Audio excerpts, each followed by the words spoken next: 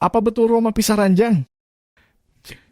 Bagi pinang yang tak bisa dibelah, begitulah gambaran awal tentang keharmonisan dan keselarasan hubungan emosional Franciscus, Roberto Diogo, dan Romanus Woga sebagai bupati dan wakil bupati Sika. Komitmen politik yang dibangun oleh orang nomor 1 dan 2 di Niantana ini patut diacungkan jempol, karena mereka berdua telah sepakat sejak awal ketika Franciscus Roberto Diogo yang biasa disapa Robi Idong memantapkan dirinya menjadi calon Bupati Sika dengan melamar Romanus Woga untuk mendampingi dirinya sebagai calon wakil Bupati Sika periode 2018-2023. Prosesi lamaran tersebut dilaksanakan melalui sebuah prosesi pinangan adat dengan sekian mahar yang dibawa Robi Idong. Bagikan seorang pria melamar gadis, yang disertai dengan seremoni adat Sika Krowe. Dalam prosesi lamaran tersebut berdua sepakat dalam janji yang diikrarkan di kampung Howokloong Tanah Wolet, bagikan sepasang pengantin yang menikah untuk selalu bersama dalam menentukan segala kebijakan serta mengambil keputusan secara bersama. Keterbukaan memang penting. Hal itu telah ditunjukkan sejak proses mutasi awal ketika mereka menjabat sebagai bupati dan wakil Bupati Sika periode 2018-2023. Keduanya mengatur dan membaginya secara adil dan baik tanpa adanya intrik. Kue kepentingan itu terbagi adil dan merata, beban cangkul pun terbagi sama menggarap lahan kerjaan berdua. Terlihat jelas dengan berbagai aktivitas atau kegiatan pemerintahan. Keduanya selalu berbagi peran di mana ketika kegiatan yang harus dihadiri oleh bupati didisposisi kepada wakil bupati Sika. Keharmonisan itu begitu mesra berjalan dan bertahan hingga penghujung tahun 2020. Namanya sebuah rumah tangga. Tidak ada yang tidak mulus. Pasti selalu saja ada intrik di dalamnya sebagai bentuk nyata dari sebuah dinamika kehidupan berumah tangga. Begitupun dengan gambaran perjalanan paket Roma.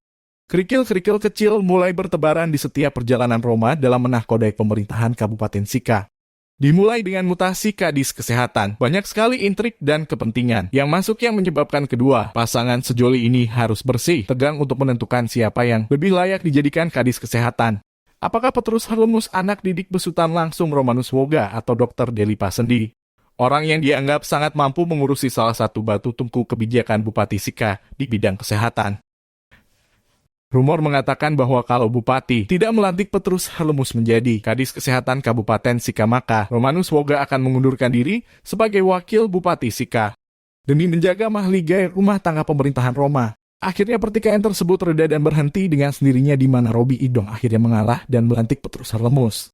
Tidak sampai di situ saja, kisruh itu pun berlanjut kembali, di mana Bupati Sika Robi Idong hendak melantik Franciscus Laka sebagai Direktur Perusahaan Daerah Air Minum. Wairpuan Kabupaten Sika pun terhenti akibat penolakan langsung dari Romanus Woga sebagai Wakil Bupati Sika. Menurut rumor yang beredar, Romanus cenderung memilih orang terbaiknya untuk menduduki jabatan Direktur PDAM Wairpuan ketimbang Franciscus Laka atau biasa disapa Franz Laka. Bertentangan dengan Romanus Woga, Bupati Sika Robi Idong menganggap Franz Laka sangat layak dan memenuhi kriteria menjadi Direktur PDAM Wairpuan Sika.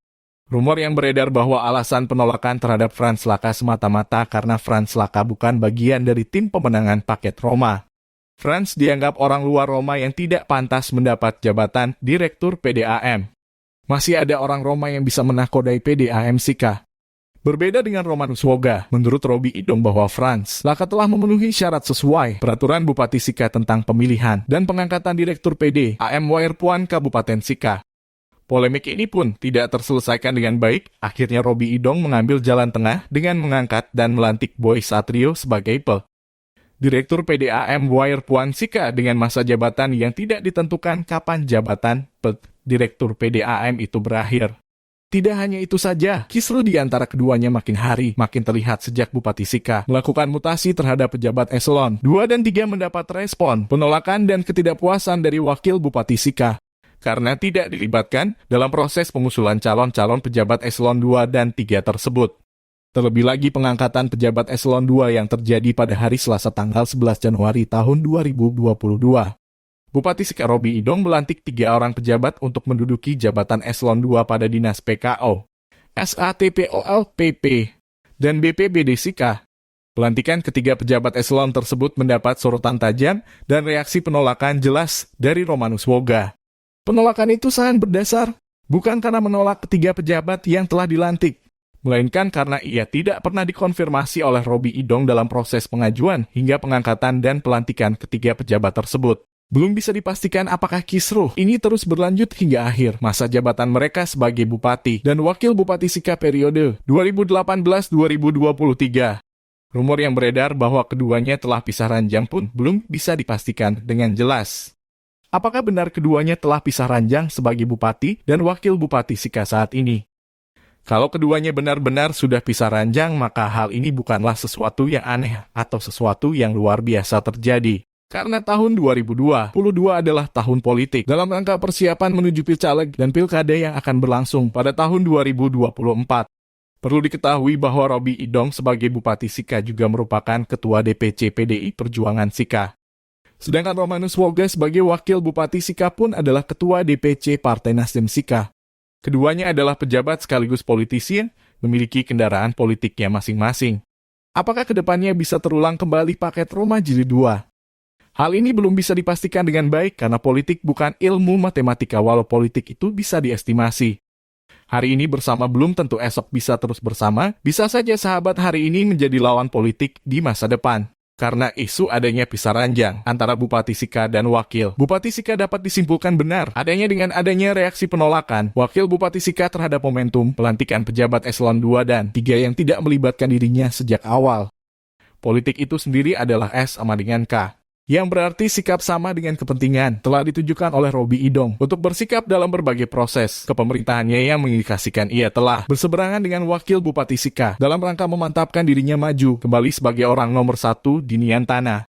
Sikap yang ditunjukkan Robi Idong saat ini bukan bermaksud mengingkari komitmen awal yang dibangunnya bersama Romanus Woga, melainkan lebih kepada niatnya untuk maju kembali pada ajang Pilkada Sika 2024 tanpa bersama Romanus Woga. Perlu diketahui bahwa Partai Nasdem Sika pun memiliki beberapa kandidat baru untuk diusung sebagai calon Bupati Sika periode 2024-2029. Dengan demikian sudah bisa dipastikan bahwa Nasdem Sika tidak akan bergandengan tangan bersama PDIP Sika dalam mengusung paket calon Bupati dan Wakil Bupati Sika periode 2024-2029. Apalagi Nasdem Sika siap mengusulkan calon Bupati berasal dari Partai Nasdem itu sendiri.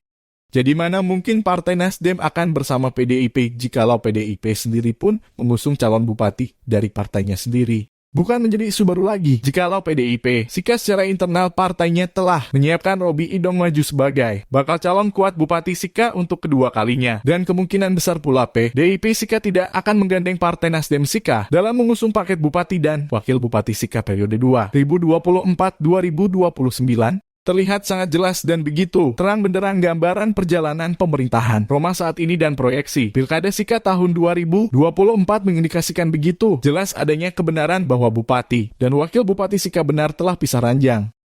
Jika yang terjadi demikian maka dipastikan keduanya tak akan bersama kembali untuk melanjutkan kepemimpinan Roma Jilid 2. Tetapi politik hari ini bisa saja berubah di masa depan. Hari ini bersama ke depannya bisa saja berpisah, dan hari ini berpisah ke depannya bisa bersama kembali tergantung dari kepentingan itu sendiri.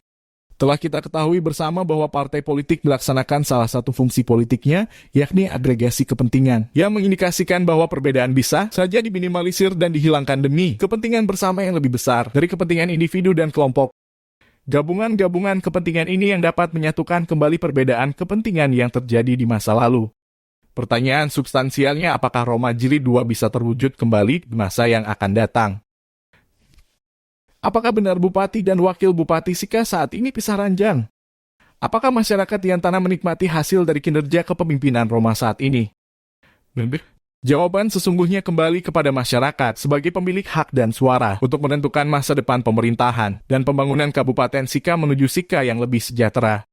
Rekam jejak kepemimpinan Roma saat ini menjadi dasar alasan yang kuat bagi masyarakat Niantana untuk menentukan masa depannya yang lebih baik.